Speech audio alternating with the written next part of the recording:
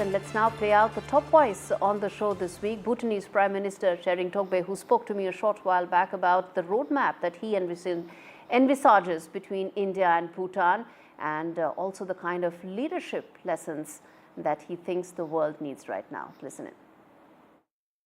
Sir, you've written a book. Your book is about enlightened leadership. It talks about the transition from monarchy to democracy. But the first question I want to ask you, sir, is about leadership in present times.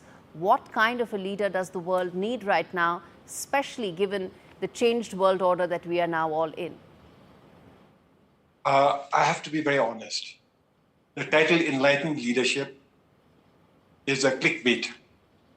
I don't know enough about leadership, let alone enlightened leadership, to talk about this type of leadership and to write about it.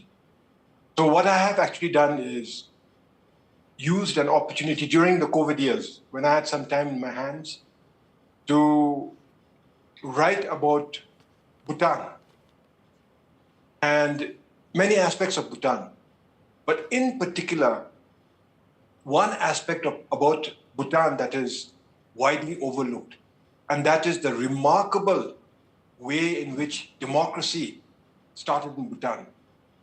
As a matter of fact, the way it was imposed in Bhutan, not by outside forces or not through revolution and bloodshed, but imposed by a beloved monarch on a reluctant people during the peak of his popularity.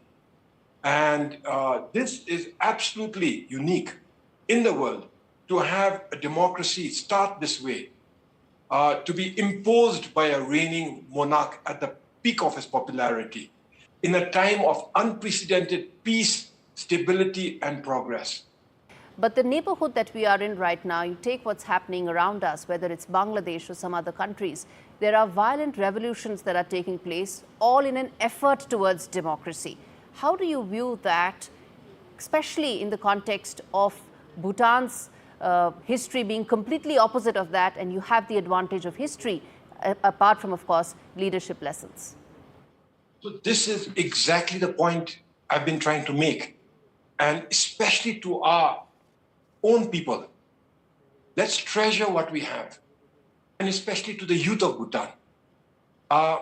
In our region, whether it's India, Bangladesh you just mentioned, Nepal, Pakistan, Sri Lanka, Maldives, Afghanistan, some places don't even have democracy yet. But wherever there's democracy, even in India, it was a product of bloodshed, of sacrifice, of revolution.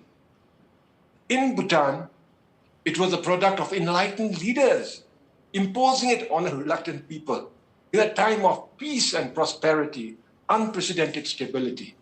And this makes Bhutanese democracy, Bhutan's democracy, absolutely unique. How have you seen the India-Bhutan relationship develop, grow closer? It's always been a very important relationship, but how have you seen its growth in the last couple of decades? Well, you can call it a relationship, but really, it is a friendship. It is a brotherhood. Our friendship with India has always been strong.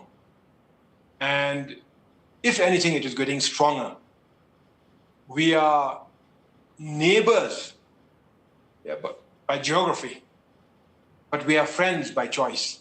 And what would be your future expectations from this relationship going forward, whether it is in terms of economic partnerships? There's been the railway line that has come up between Kokrajhar and, of course, Jilipu town in Bhutan. There is the economic partnership, and then, of course, there are other cultural and social partnerships. How do you see all of that going forward in times to come?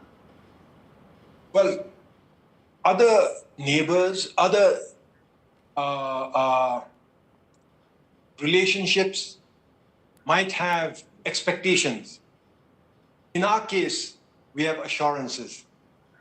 There is a deep trust between our two countries, our two peoples, our two governments.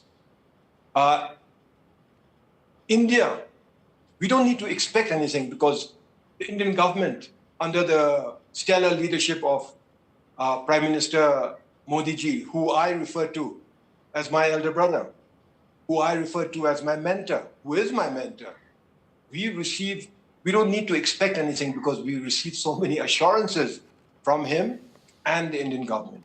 We have a railway line that's going to connect India to Western Bhutan, but more importantly, India has already started, has given us assurances and have also decided on building a railway line that's going to connect to central Bhutan, which goes bang to the Gelfu Mindfulness City.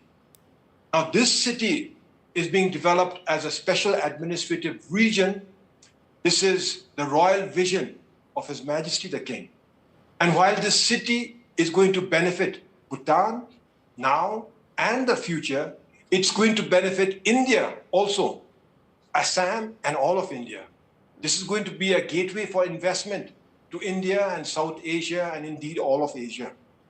And the assurances we receive from the highest level, from Prime Minister Modi himself and the government of India and the business leaders of India, is that the Gelfu Mindfulness City must succeed, and to that, they will leave no stone unturned.